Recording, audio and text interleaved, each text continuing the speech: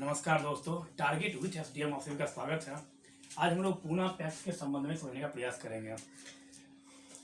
Poona pact हुआ क्यों, क्या है पूना पैक्ट और पूना पैक्ट के तहत किन किन बातों पर सहमति बनी। तो पूना पैक्ट से पहले हमें थोड़ा सा उसका बैकग्राउंड समझना होगा। पूना पैक्ट गांधी जी और अंबेडकर के बीच हुआ एक समझौता है, जिसको इतिहास में पूना पैक्ट के नाम से जाना जाता है। फर्स्ट राउंड टेबल समिट मतलब प्रथम गोलमेज सम्मेलन, first round table summit RTS मतलब राउंड टेबल समिट मतलब गोल मेज सम्मेलन। राउंड का मतलब गोल, टेबल मतलब क्या, गोल टेबल पर बैठकर जो बैठक हुआ उसे गोल मेज सम्मेलन दिया गया। यह क्यों हुआ यह बैठक? तो साइमन कमीशन जिसका गठन 1927 ईस्वी में हुआ था, 8 नवंबर 1927 को, जो भारत आया था 3 फरवरी 1928 को।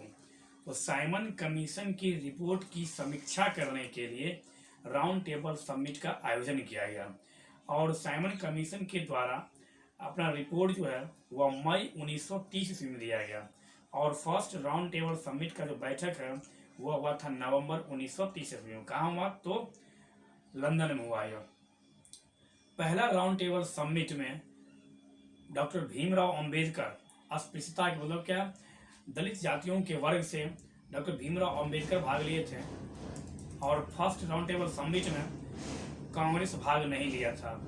सेकेंड राउंड टेबल समिट जब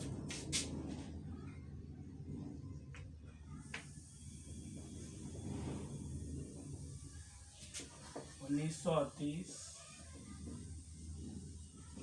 1931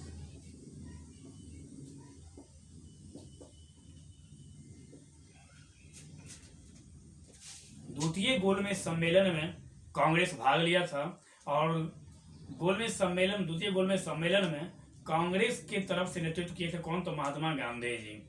और हिंदू महासभा की तरफ से नेतृत्व किए थे मदन मोहन मालवीय जी।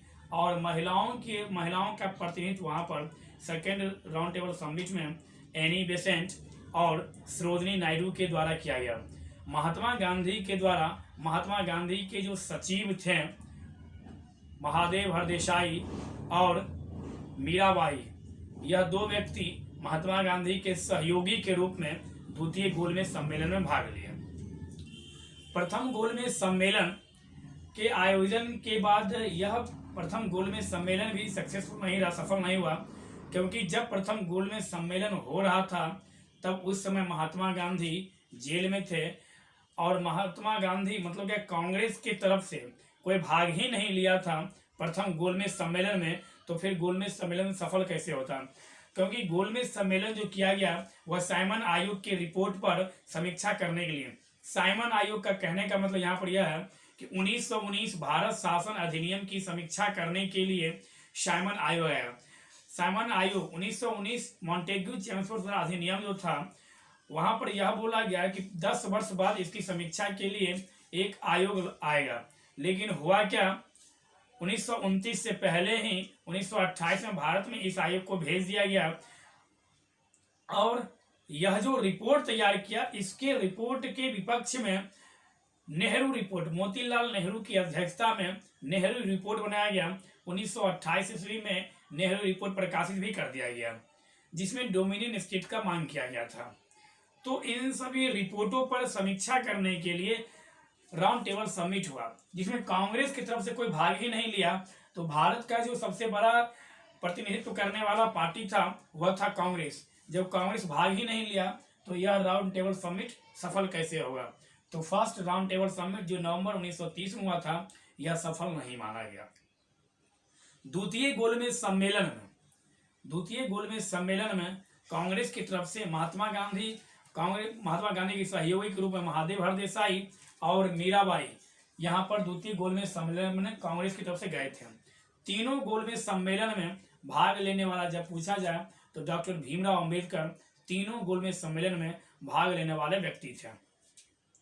सेकेंड राउंड टेबल समिट में होता क्या है, तो द्वितीय गोलमेज सम्मेलन में लंदन में डॉक्टर भीमराव अंबेडकर के द्वारा दलितों के लिए अलग से मांग की जाती है। दलितों के लिए मांग क्या, तो हमें आरक्षण देना चाहिए और हमें केंद्रीय विधानसभा में सीटों में आरक्षण मिलनी चाहिए और हम लोगों का अपना क्षेत्र होना चाहिए। मतलब यह हुआ कि जहां से दलित खड़ा होगा उस क्षेत्र में सिर्फ दलित ही उसको वोट देगा, ऐसा मांग था।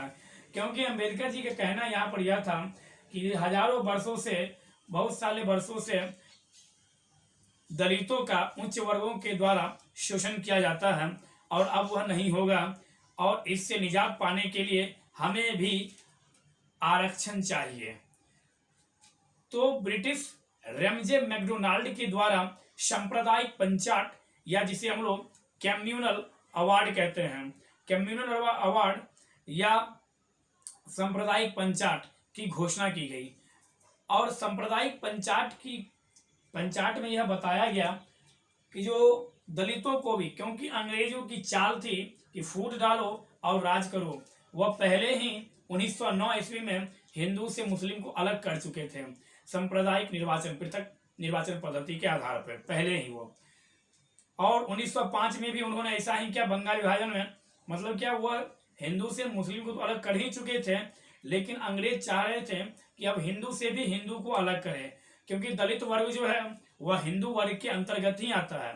लेकिन अंग्रेज का सोच यह था कि यदि इसे भी अलग कर दिया जाए तो फूट डालो राज करो, मतलब क्या अलग अलग धर्मों में इस सबको डिवाइड कर देंगे।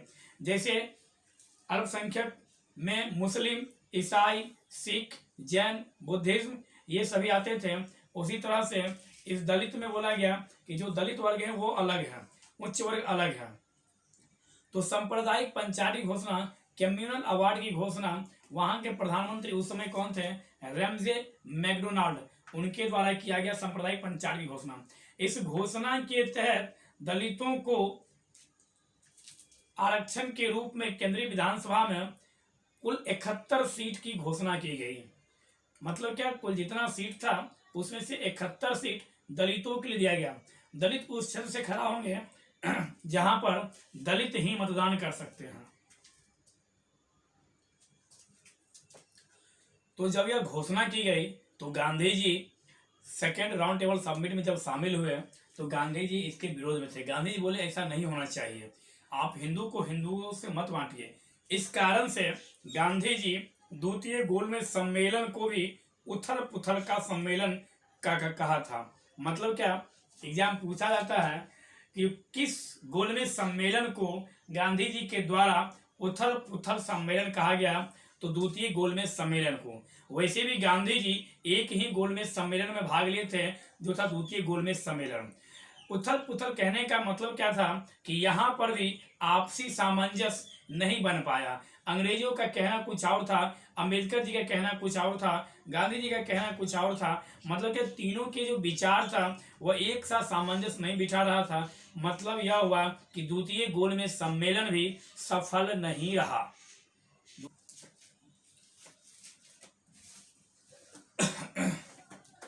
महात्मा गांधी के द्वारा एक पत्र लेखन किया गया था और उस पत्र को रेमजे मैकडोनाल्ड के नाम से प्रेषित किया। मतलब क्या, उन्हें यह पत्र भेजा गया था क्योंकि सांप्रदायिक पंचायत की जो घोषणा है वह 17 अगस्त को हुआ था और महात्मा गांधी के द्वारा यह पत्र जो है यह 18 अगस्त 1932 को लिखा गया।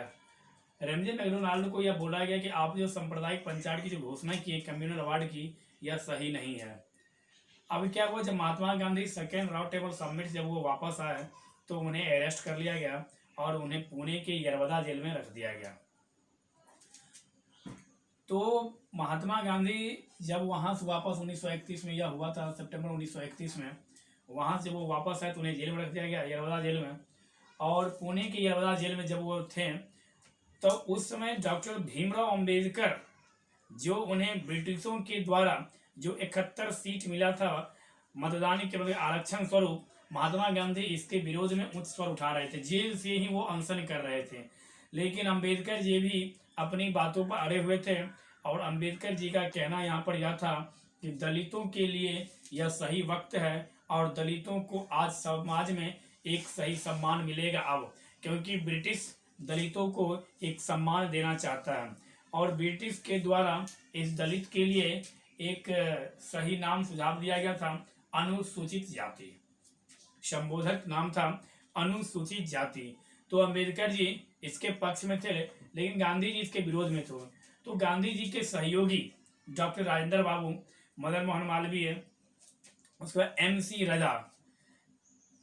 सबसे पहले मदन मोहन मालवीय जाकर डॉक्टर भीमराव अंबेडकर जी से मिलते हैं और भीमराव अंबेडकर जी को वो कहते हैं, जो यह चीज भारत में नहीं होना चाहिए, आप एक बार चलकर महात्मा गांधी जी से मिल लीजिए और गांधी जी से वार्तालाप कीजिए आप, क्योंकि गांधी जी इसके विरोध में हैं।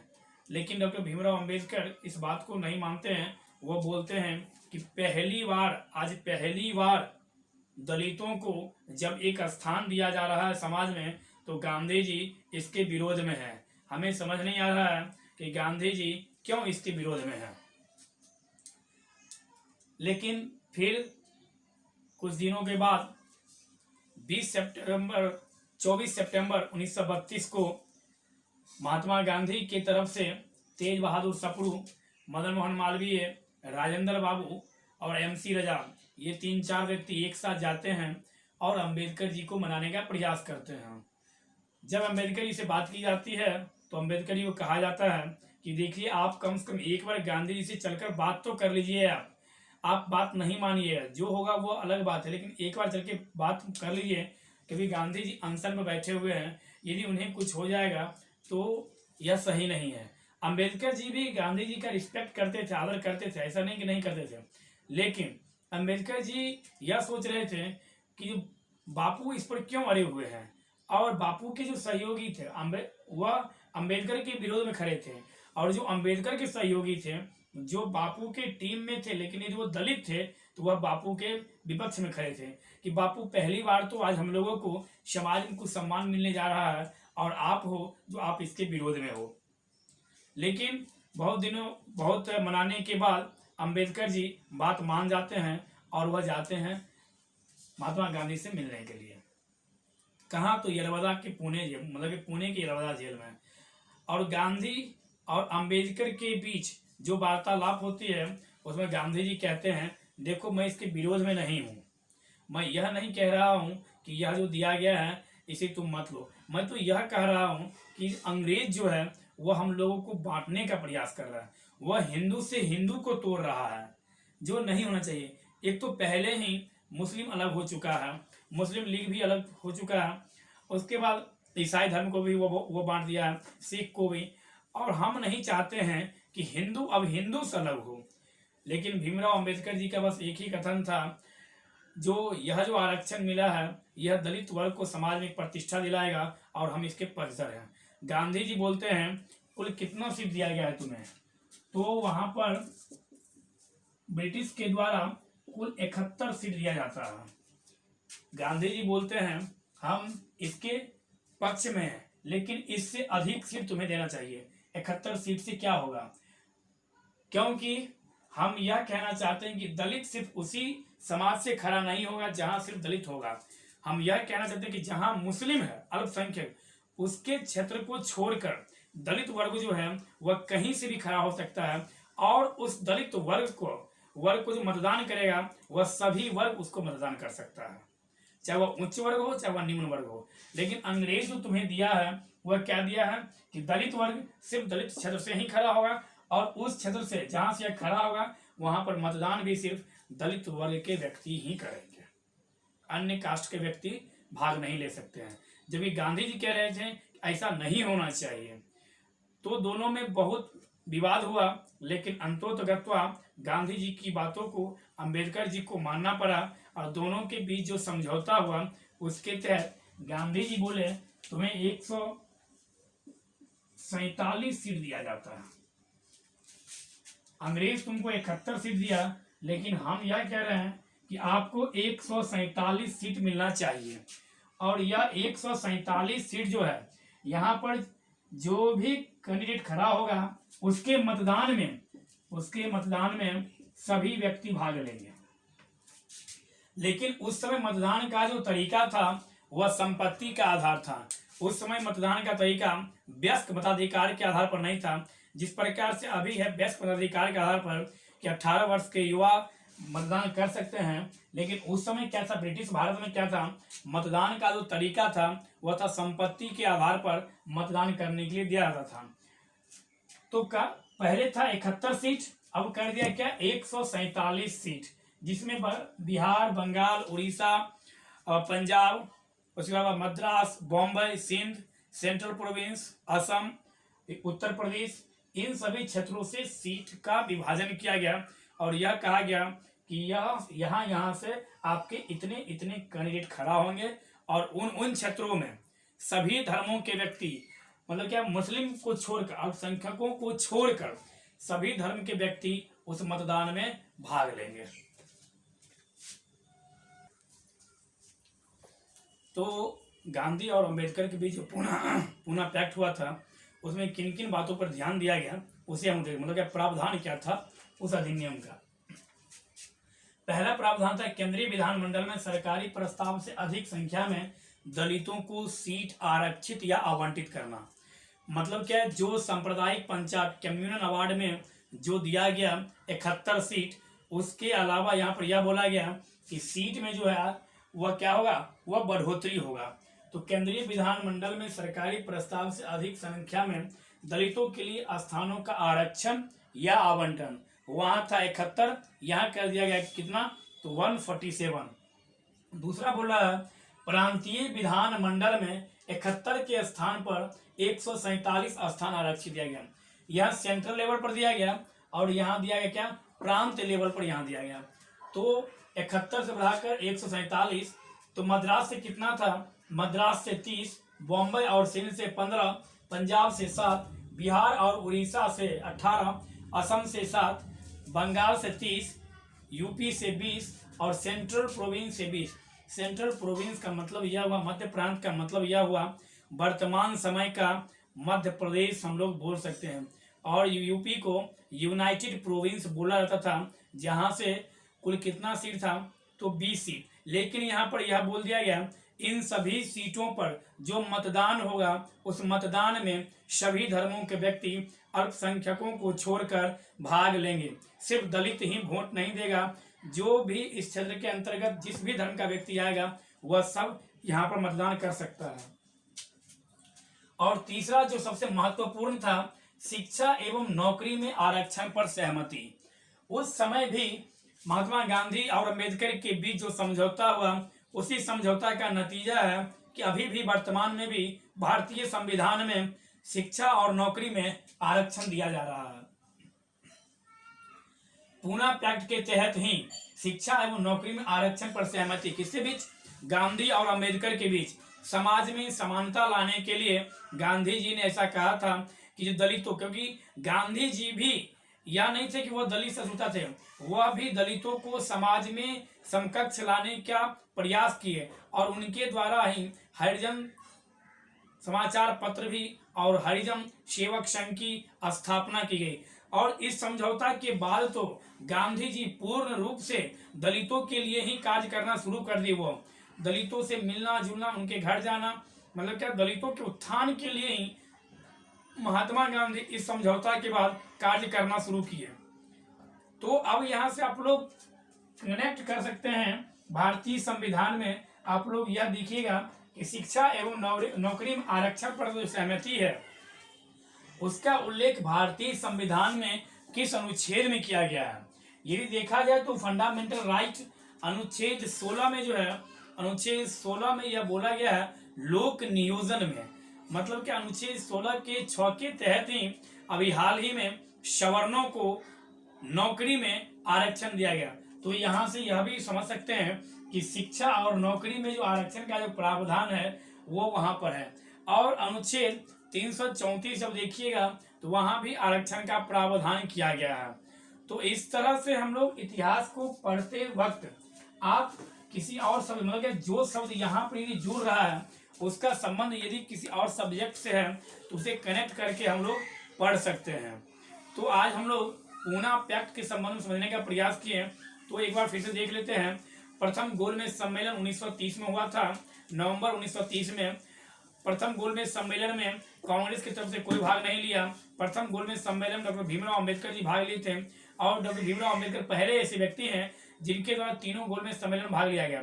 सेकेंड राउंड टेबल समिट में महात्मा गांधी और महात्मा गांधी के सहयोगी महादेव हरिदेसाई और मीराबेन भाग लिए थे। महिलाओं की तरफ से एनी बेसेंट और सरोजिनी नायडू, हिंदू महासभा की तरफ से मदन मोहन मालवीय जी, मुस्लिम लीग की तरफ से मोहम्मद अली जिन्ना और अन्य, मतलब कि इस तरह से बहुत सारे संगठन के बहुत सारे नेतृत्वकर्ता इस सेकंड राउंड टेबल समिट में भाग लिए थे। द्वितीय गोलमेज सम्मेलन को उथल पुथल का सम्मेलन का संज्ञा महात्मा गांधी के द्वारा दिया गया और द्वितीय गोलमेज सम्मेलन भी जो उसका उद्देश्य था उस उद्देश्य में सफल नहीं रहा, मतलब द्वितीय गोलमेज सम्मेलन भी असफल रहा। द्वितीय गोलमेज सम्मेलन के बाद गांधी जी को पूना के यरवदा जेल में रखा गया और पूना के यरवदा जेल में 24 सितंबर 1932 तेज बहादुर सप्रू और मदन मोहन मालवीय के सहयोग से डॉक्टर भीमराव अंबेडकर और गांधी जी के बीच जो समझौता हुआ, उस समझौता में गांधी जी के तरफ से MC रजा, जब भी पूछे कि पूना पैक्ट पर गांधी जी की तरफ से किसने हस्ताक्षर किया था, तो पूना पैक्ट पर गांधी जी की तरफ से MC रजा हस्ताक्षर किए थे और इसे ही इतिहास में गांधी और अंबेडकर के बीच जो समझौता हुआ, इसे ही इतिहास में पूना पैक्ट के नाम से या पूना समझौता के नाम से या गांधी अंबेडकर समझौता के नाम जाना था। इसका मुख्य उद्देश्य क्या था? इसका मुख्य उद्देश्य था दलितों को आरक्षण देने से और प्रांतों में दलितों का सीट 71 से बढ़ाकर 147 कर दिया गया। तो इस तरह से पूना पैक्ट को हम लोग समझे हैं। धन्यवाद।